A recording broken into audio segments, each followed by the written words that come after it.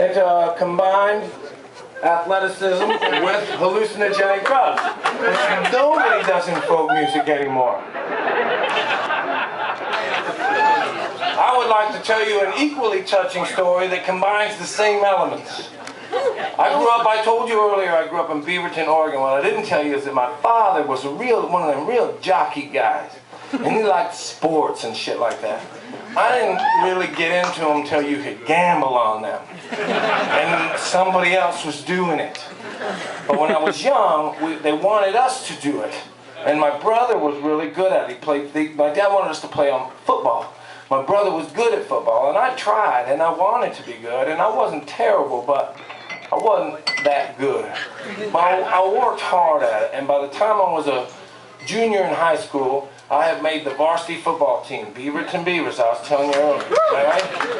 Now, a lot of people that come to folk houses didn't play on the team, so let me tell you what that is like. If you join a football team, that means that for 3 months out of the year, you and about 45 other guys are going to get together every day for about 2 hours. You're going to take off all your comfortable clothes, put on these ridiculously uncomfortable clothes, and you're going to go outside, and it doesn't matter if it's cold or hot or rainy or windy or whatever the fuck it is, you're going to go out there and run into and away from each other, all in relationship to the movement of this ball, while consistently being yelled at by adults. Now, your family will tell you, at least mine did, my family told me that I was representing my district. I didn't know what that meant, and that if things went well, we could win this district. I didn't know I was from a district yet, let alone that it was on me to procure this for us all in this uncomfortable outfit in the rain. But I agreed to do this thing, and in order to do it, you have to practice, right? So we have these practices every day, right? And part of practice is they have this sled, and they have these pads, and everybody pushes this sled while the coach stands on the back of it and yells at you. And in the game, I don't know if you watch football, but in the game, it never happens. You're never confronted with a sled. But we practice it.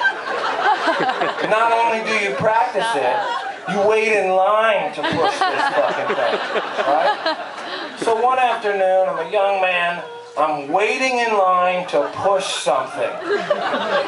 And it's not sitting right with me. I look across the field and I see these other kids. They're wearing the same stuff they wore to school. And there's girls over there.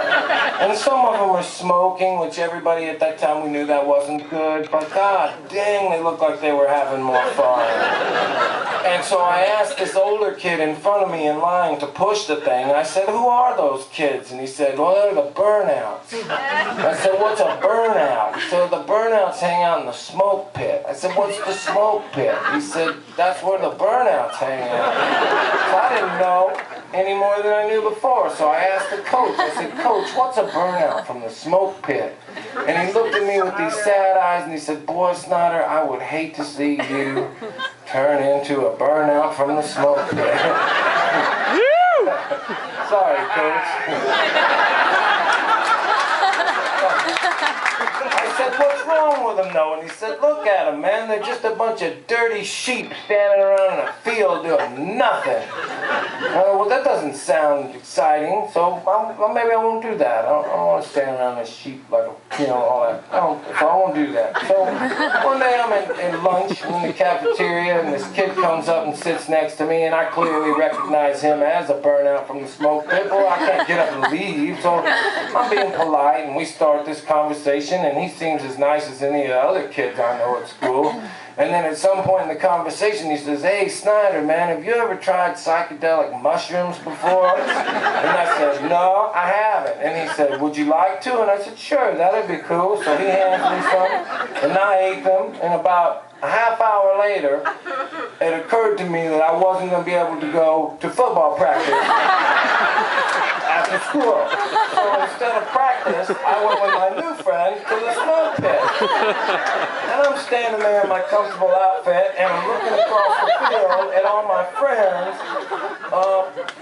pushing this sled, and it's the first time I'd ever seen the life that was planned for me from a distance. There they were. goddamn football team. And I'm not trying to disparage anybody any more than the coach was, but I'll tell you this, friends and neighbors, it could be argued that they look like a bunch of dirty sheep standing around in the field doing nothing. And as this was occurring to me, I looked up at the goalposts, and I swear to you, the goalposts turned into candles. And then they turned into Roman candles, and they shot off into space. And I thought, I've never seen the goalposts do that before. I didn't even know they did that. Then I turn and I see my friends, and I swear this happened, that my friends, they're pushing this sled, and there's a coach yelling at them, and as I'm watching the sled morphs into Fred G. Sanford from the hit television sitcom Sanford and Son.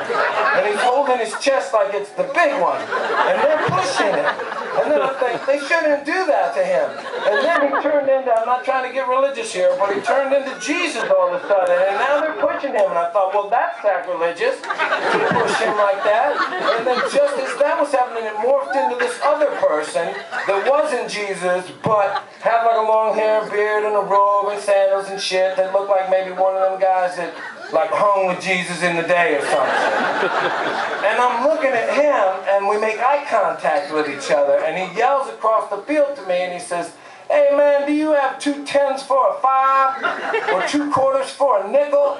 And I thought, what? And then he said, "And could you tell me how to get to Ark of Butler, or can a man even get there from here?" And I knew in that moment, brothers and sisters, that I was never going to ever go back to football practice again for as long as I was alive.